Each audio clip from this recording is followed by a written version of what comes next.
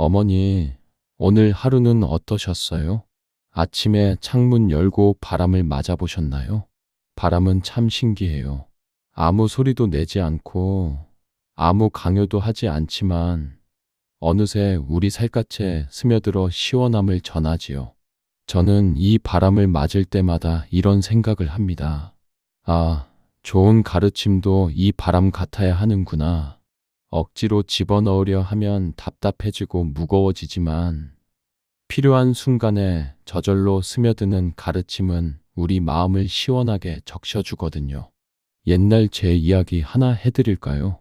시골에 살던 선비가 있었어요. 그 선비는 공부를 많이 해서 늘 마을 사람들에게 이것저것 가르치고 싶어 했습니다. 그런데 신기하게도 그가 말하면 말할수록 사람들은 오히려 고개를 돌리고 귀를 막았지요. 그러던 어느 날 우연히 바람에 흩날리는 꽃잎을 보던 선비는 깨달았답니다. 아, 꽃은 스스로 향기를 내지만 절대 억지로 누군가에게 향기를 들이밀지 않는구나. 부처님께서는 어느 날 제자들에게 이렇게 말씀하신 적이 있습니다. 묻지도 않았는데 가르치지 말라. 스스로 갈급해질 때 그제야 가르침은 마음에 스며든다. 이 짧은 한마디는 단순히 말을 삼가라는 훈계가 아니었습니다. 그 속에는 사람의 마음이 어떻게 움직이고 또 언제 열리며 어떻게 비로소 진리를 받아들일 수 있는가에 대한 깊은 지혜가 담겨 있었지요. 아무리 좋은 말씀이라 하더라도 상대가 아직 준비되지 않은 상태라면 그 말은 공중에 흩날리는 소리일 뿐입니다. 듣는 이의 마음밭이 단단한 돌처럼 굳어 있다면 씨앗은 뿌리를 내리지 못하고 결국 메말라 버리게 되지요. 마치 농부가 좋은 씨앗을 가지고 있어도 기름진 땅이 아니라 돌밭이나 가뭄든 땅에 뿌리면 아무리 정성 들여도 싹이 나지 않는 것과 같습니다. 반대로 마음이 열려 있고 배우고 싶어 갈급해 있을 때는 그저 작은 한마디, 작은 행동 하나만으로도 큰 깨달음이 되어 삶을 바꾸는 힘이 됩니다. 옛날 한 제자가 있었습니다. 이 제자는 부처님을 따르며 열심히 수행하는 사람이었지만 속으로는 큰 고민이 있었습니다. 바로 자기 가족 때문이었지요. 그는 가족이 부처님의 법을 따르지 않고 세속적인 욕심과 생활에만 빠져 사는 것을 볼 때마다 마음이 불편하고 안타까웠습니다. 그래서 어떻게든 가족들을 불교의 길로 이끌어야겠다고 결심했어요. 그때부터 그는 하루에도 몇 번씩 가족들을 붙잡고 말했습니다. 기도해야 해, 참선해야 해, 좋은 말은 많이 듣고 나쁜 말은 하지 말아야 해. 식사 자리에서도, 일을 하다가도, 심지어 가족이 지쳐 쉬고 있을 때조차 그는 끊임없이 가르치고 잔소리하듯 설교를 이어갔습니다.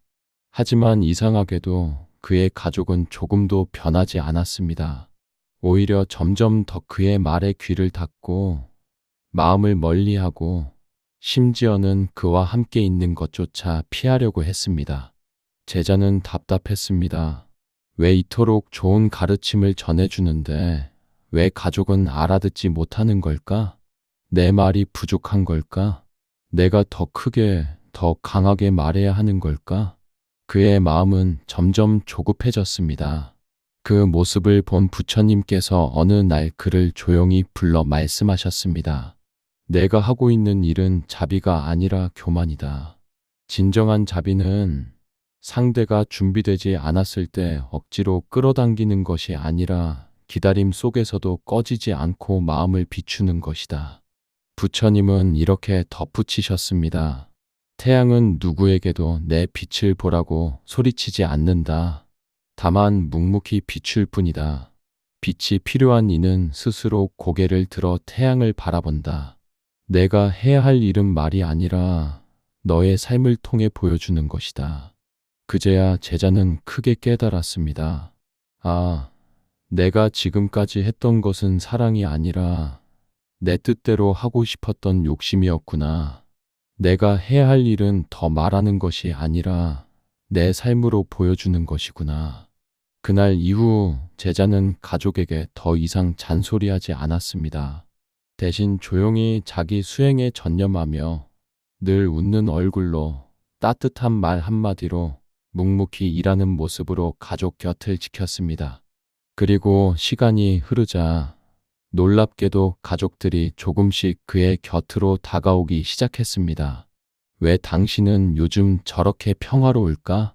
왜 저 사람은 화를 내지 않고 늘 고요할까? 호기심이 생기자 그제야 가족들은 스스로 물었고 스스로 배우고자 마음을 열었습니다.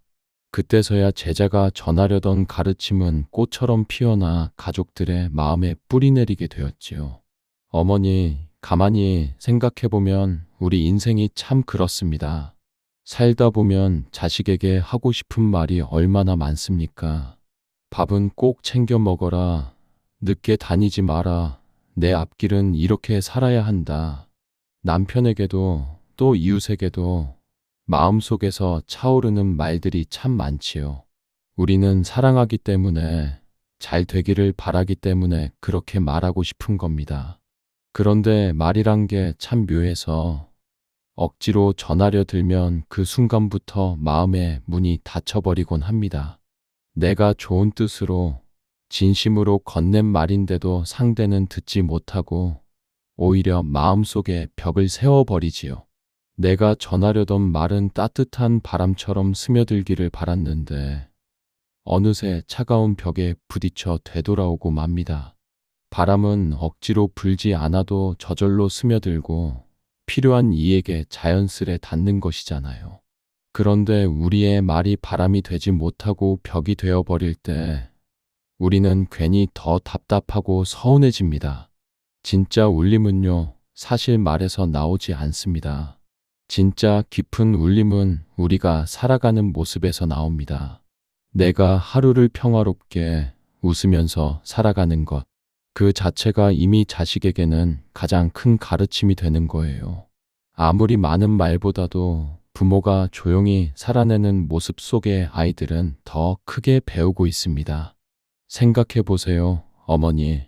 밥상머리에서 싸우지 말아라, 서로 아껴라 라는 말보다 엄마 아빠가 서로 미소 지으며 밥을 나누는 모습이 훨씬 더 큰 교훈이 되지 않습니까? 참아라, 화내지 마라 라는 말보다 엄마가 힘든 상황에서도 고요하게 호흡하며 넘어가는 모습이 아이에게는 살아있는 가르침이 되는 거예요. 마치 등불이 그렇습니다. 등불은 누구에게도 내 빛을 보라 고 소리치지 않지요. 다만 그 자리에 가만히 있으면서 조용히 빛을 내어 어둠을 밝혀줍니다. 그 빛 덕분에 길을 잃은 사람이 방향을 찾고 어둠 속을 걷던 사람이 안심하고 나아갈 수 있습니다. 우리가 하루하루 평화롭게 살아내는 모습이 바로 그런 등불이 되는 겁니다. 말로 억지로 끌어당기지 않아도 조용히 비추는 그 빛이야말로 가장 큰 울림이고 가장 큰 가르침이지요. 어머니, 잔소리하지 않아도 괜찮습니다. 말을 아껴도 침묵 속에 머물러도 이미 어머니의 삶은 충분히 자식에게 흘러가고 있습니다. 그냥 거실에서 환하게 웃어주시는 그 모습, 밥상 위에 따뜻한 국 한 그릇 올려놓으시는 그 손길. 그 모든 게 말보다 더 깊이 마음에 새겨집니다. 세상의 어떤 향기보다도 오래 남는 건 바로 어머니의 삶에서 풍겨 나오는 향기예요. 오늘도 바람처럼 조용히, 향기처럼 은은히 살아가시면 됩니다. 그 모습 하나하나가 이미 자식에게는 가르침이고 세상에는 빛입니다. 그러니 이제는 편안히 마음 놓으셔도 괜찮습니다. 어머니는 이미 그 자체로 세상을 따뜻하게 비추는 가장 큰 등불이 되어 계시니까요.